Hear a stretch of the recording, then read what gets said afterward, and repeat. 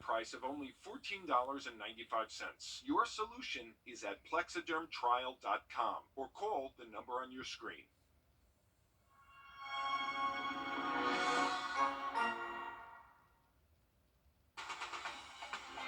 Live from Augusta, you're watching News 12 at 6 o'clock. The clouds are moving on, but there's storm damage left behind all across the two-state tonight. Some places have been hit pretty hard. We're on your side tonight with live team coverage. We begin tonight in Bamberg, South Carolina. The National Weather Service reporting some heavy damage there, and we have the pictures to prove it there from Bamberg. In fact, these are live pictures, a live look at what some of that extensive damage looks like in downtown. Really hit hard there. It is not official. It won't be for a while, but witnesses say it was a tornado that hit that area, throwing bricks right there into the street. A survey crew from the National Weather Service will be there in Bamberg in the morning just to take a closer look at that damage, but that is widespread downtown. A rural area hitting right in the heart of downtown, a historic downtown area, so we will continue that coverage. But here's some new pictures of some of the wiped out bleachers. This is at the Bamberg Dixie Youth Baseball and Softball facility in Bamberg. That strong wind also pushed over fences at the park. You can see the bleachers just kind of scattered. And our severe weather coverage continues right now in Richmond County. Sydney Hood joining us live from Jackson Road, where a massive pine tree came down on multiple power lines blocking the roads there. Sydney.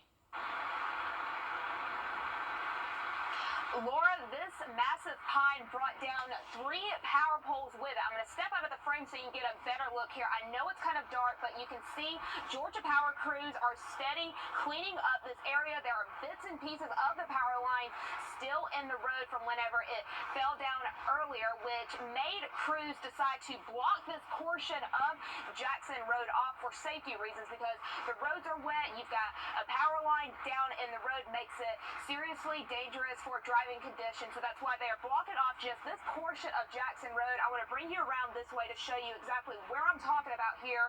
This is Wrightsboro Road behind me. This is the Summit Apartments right here, and you can see there's a police car right here directing traffic, turning people around. So if you can, avoid this area if possible, because if you turn down this road, chances are you're going to have to turn right back around and go back to where you were coming from. And then on this other side of the road, I know you can't see because there's a hill right here, but there's another cop car blocking traffic from coming this way. He's sitting on Jackson Road and Alpine Road. So if you're coming off of Walton Way onto Jackson Road, be sure to turn back around because you're not going to be able to get into this area because of this massive pine. And this is not the only place we're seeing damages here in Richmond County. Just earlier today, we saw a tree down on Walton Way at Fleming Avenue, right in front of where you turn to go into AU's Summerville campus. That also brought down a power line with it, even did a little bit of damage to the brick wall that's bordering AU's campus on Walton Way. And then, of course, we saw flooding all throughout the city in downtown and on Olive Road, too, whenever we were driving earlier. So, again, it's safe to say these crews are going to be out here for a minute. I was talking to Georgia Power earlier, and they said this place right here is by far the most significant impact they've seen damage-wide out here. So, again, we're going to continue to follow up with them and bring you the latest and let you know what you need to know in order to stay safe out here.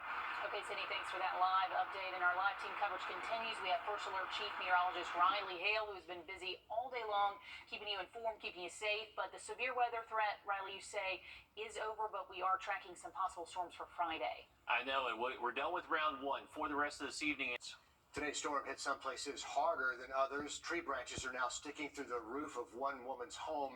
There they are coming through the ceiling. And there's been some flooding where it's flooded before over in Jones Creek. And that's where our Nick Veland joins us live. Now that things have calmed down, Nick, what's going on out there where you are? Yeah, Richard, well, there's little to no water behind me. There's little visibility as well once the sun set. But throughout this afternoon, water rose to levels that neighbors have never really seen before and really creeped into their backyards as they weathered the storm all afternoon. Water rising to new heights. It's never gotten this high. It's gotten close. Coming from Jones Creek and spreading throughout. Didn't take but about 30 minutes or so before I started watching the creek rise, and it wasn't just a little rise, it was quick. And into George Atkins' backyard. You can see through my yard how much all the leaves are, and comes over to this azalea bed, over to the far right side, all the way up. It came up almost to the second step there on my deck. Rain causing flooding, high winds causing trees to fall even into this kitchen from a storm that put everyone in response mode. It's going to rain for another couple, 2-3 hours. All hands on deck at the Columbia County Emergency Operations Center, watching, waiting, and bracing for impact.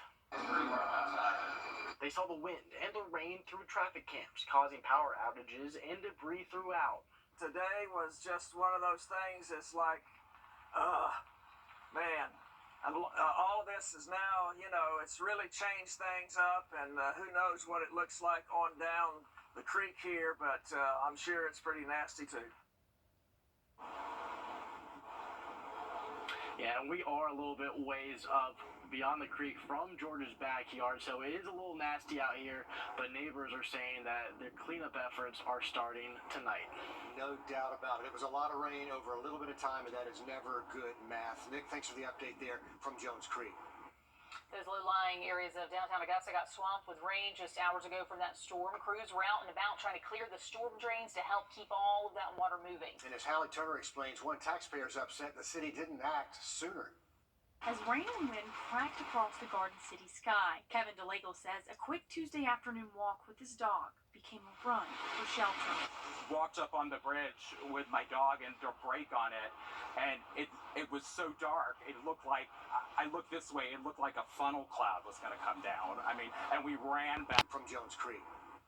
Those low-lying areas of downtown Augusta got swamped with rain just hours ago from that storm. Crews were out and about trying to clear the storm drains to help keep all of that water moving. And as Hallie Turner explains, one taxpayer is upset the city didn't act sooner. As rain and wind cracked across the Garden City sky, Kevin DeLagle says a quick Tuesday afternoon walk with his dog became a run for shelter. Walked up on the bridge with my dog and threw a brake on it, and it was so dark. It looked like, I looked this way, it looked like a funnel cloud was going to come down. And we ran back to Urban Canine. But before he could even make it across the street, waves of rainwater met the tires on his car. I could barely drive through it, and you see, only big trucks can get through it. Orange barrels once standing as construction markers were floating, along with debris over clogged drains. Kevin blames it on years of poor infrastructure. I've never seen it like this. They talk about all the potholes that have been filled. When was the last time you saw some fresh pavement? The city's chief engineer says these drains take time to do their jobs, and you should not mess with them. Few hours for system to drain, so they have to basically avoid not to be on the outermost lane close to the curb, and also be careful and drive slowly. If you see drains like this, report them to 311, and someone from the city will be out to clear it. In Augusta, Hallie Turner on your side. And it can happen just that quickly, especially in those low-lying areas. And if there's a little bit of debris on a storm drain, it's going to get overwhelmed in a hurry. Yeah, they were out there working hard, though, and taking a look across the area. A good bit of you saw heavy downpours that led to that minor flooding Hallie was pointing out. Check this out. Small Wonders Play Care. This is in Evans. They look like a water park, all those toys floating. This is an apartment complex in Augusta. Savannah Lakes is normally dry, but you saw that flooded. We also saw trees down on power lines, houses, fences. These branches came straight through the roof in Columbia County, so just a mess, pretty widespread damage we're seeing. All the result of a really fast-moving storm, Riley. When you think about it, it was here and then it was gone. Absolutely, Richard, and luckily it is gone for the rest of tonight. Now our sights are on Friday, round 2 possible. Have an update for you just after break. Time and temp. Right now. All right, what do we got? Looks like 64 yards to the pin. About 64 mile per hour winds. Dude, there's no wind. Hand me my 64-degree wedge. What's in with you and 64? Are you 64? .com! Advanced Technology Group is your go-to. Friday night on the CW. Hey, Brett, I think we need a jingle. What'd you have in mind? I don't know yet. Well, if you're taking something, come knock on my door. Come and knock on my door. If you're 64. Continuing our storm coverage now on your side with another live look at some severe storm damage right in the heart of Bamberg, South Carolina. You can see some buildings have just crumbled into the street there where that man in the yellow jacket is walking there. He's blocked from going forward because of all the bricks just piled up in the street. A lot of debris and building insulation just scattered across that small town. And the National Weather Service says a crew will be in the area tomorrow to determine if a tornado caused the damage. A lot of witnesses say one did. There was funnel cloud spotted, and a state trooper reported that. So we will see if that is confirmed when the National Weather Service gets there on scene tomorrow. We've seen some damage over at the ball field there and some industrial damage as well. So it's not just limited to the downtown area. And because of that severe weather right there in Bamberg, the school district telling us students will have an e-learning day tomorrow after school programs canceled. They hope to resume operations tomorrow, and they're going to have road conditions to look out for just to make sure it's safe for all those kids to get there and get home safely on the school bus. And the Aiken Board of Education, that meeting was postponed for tonight. It's now been rescheduled for tomorrow night, 6 o'clock. The special recognitions that were on the agenda for tonight rescheduled for a later date. Power outages still being reported at this time. A lot of people still in the dark. Thankfully, we have not heard of any injuries yet in this storm system, so counting our blessings there, Riley. Absolutely. That is a real blessing to hear because we did have a lot of trees come down across the area. Put out the first alert for that. Make sure you are keeping it here for those updates over the next several days. Riley, thanks very much. To sports now. The Greenbrier girls Lady Pack at the edge of their second straight regional championship. We check in with them next here on News 12 at 6 o'clock. First Alert Radar, powered by Jim Hudson Automotive Group. You can't see everything. And welcome us to Augusta as we continue delivering top-notch solutions with exceptional customer service. We're getting new details about a suspicious death investigation going on in Aiken now. Around 8 this morning, police responded to a home on Brookhaven Drive and reports for a possible burglary, and that's where they found a man dead. This is video from a viewer when deputies were still on that scene. The Aiken Department of Public Safety calling in SLED to help with that investigation. Now they're considering the death to be a homicide. The Aiken County Coroner's Office has not released the victim's name yet, but if you have any information about this crime, call Aiken Public Safety. On your sideline, sports brought to you by the Hawk Law Group. Richmond and Aiken counties were two of our many local areas that decided to cancel or postpone their extracurricular activities today, including sports. While the majority of our local schools are in the process of rescheduling those games, Columbia County decided that the show must go on. In boys and girls basketball, the Class 6A Region 2 showdowns between Grovetown and Evans are still being played tonight. The girls hit the court at around 6 o'clock, and the boys will take the floor shortly after at around 7:30. On the flip side, Harlem's boys and girls basketball games that were scheduled for tonight against Hepzibah are being postponed. Greenbrier's girls basketball game with Statesboro is being postponed as well. That game has officially been moved to Tuesday, February 6th. The GHSA officially recognized girls wrestling back in 2018. Since then, the roster numbers have grown into the double digits. Last season marked the start of the girls' state duels championship. And with Greenbrier coming in third place a season ago, Alyssa Lyons tells us they're set on becoming number one. Jumping right into my front headlock, bouncing, dropping her to her elbow, then chasing the ankle. Everybody got it? Girls wrestling is laying roots at Greenbrier. It's definitely picking up steam. Wrestling's becoming one of the fastest growing high school girls sports in the country. And Georgia's kind of right in line with showing that growth overall. And I pull in, she's going to go right to that leg. And we don't want that. Last year, the seeds hit the ground. This year is all about growth. When I first started, I know the year before me, they had about 6 girls.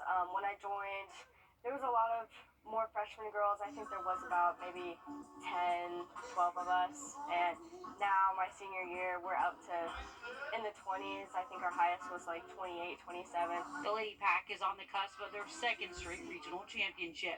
We're not trying to win this just for ourselves. We're trying to win it for everybody on the team. And I feel like that's something that we need to take in when going into there.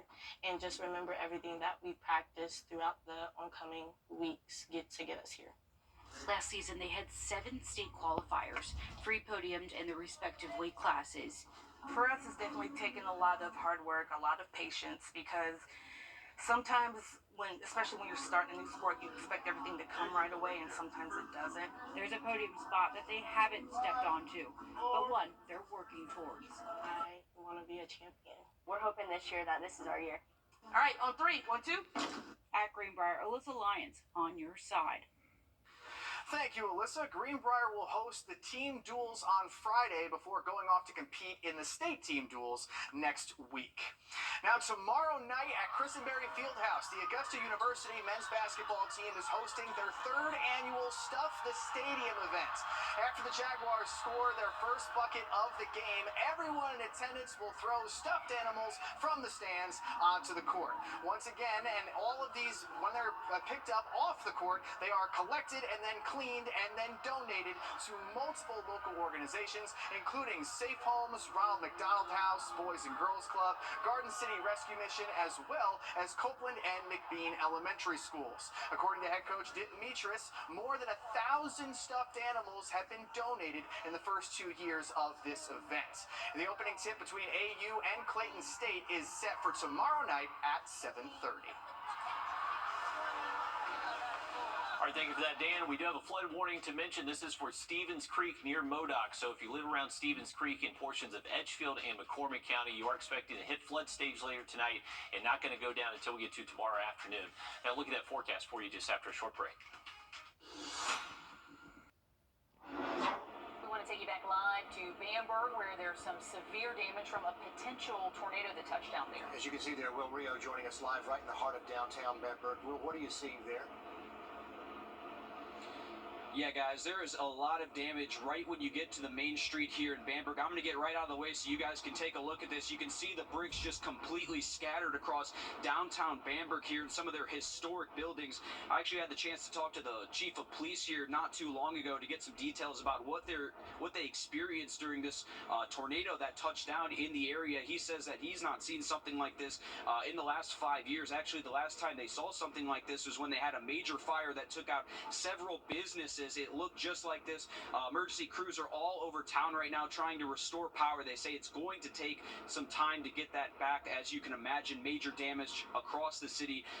They said they have barricades that they want to ensure that people do not cross. They're all across town. So again, they are urging the public to stay home, to get off the road so their emergency crews can try to clean up.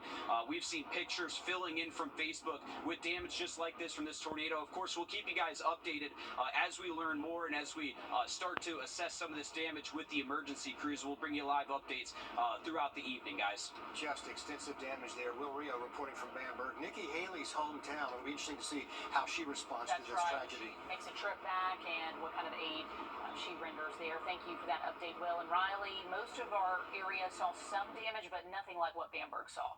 Absolutely. The damage was definitely the worst in Bamberg. That's where we were covering a tornado warning. That was the last warning we had to close out the afternoon before that severe weather threat did push out. And the velocity signatures we were seeing on that, we definitely saw some good rotation over downtown Bamberg. So hopefully everyone is okay there in the downtown area. Now we're worried about a flood alert. This is for Stevens Creek near Modoc. So if you live near Stevens Creek, you know how easily this body of water does flood. So this is going to stay at flood stage through tomorrow and all the way through at least Thursday afternoon until we get closer to the lunch hour then. So very high water near Stevens Creek. I would stay out of the river if you can help it the next couple of days, since there's a lot of contaminants in that water with all this heavy rain today. Still a little bit breezy tomorrow, but staying dry. We'll enjoy dry weather through Thursday, but Friday is looking stormy again. We do have a first alert in effect Friday, so make sure you're keeping it here for those weather updates the next few days. Riley, thank you. That's going to wrap things up for News 12 at 6 o'clock. Always good to have you with us. And we'll see you back here for more coverage tonight at 11.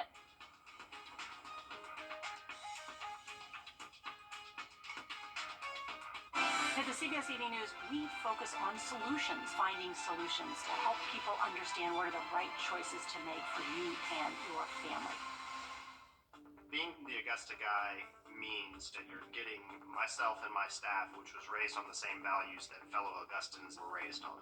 All of us grew up here. If you are hiring somebody from out of town, they may not be as connected as us.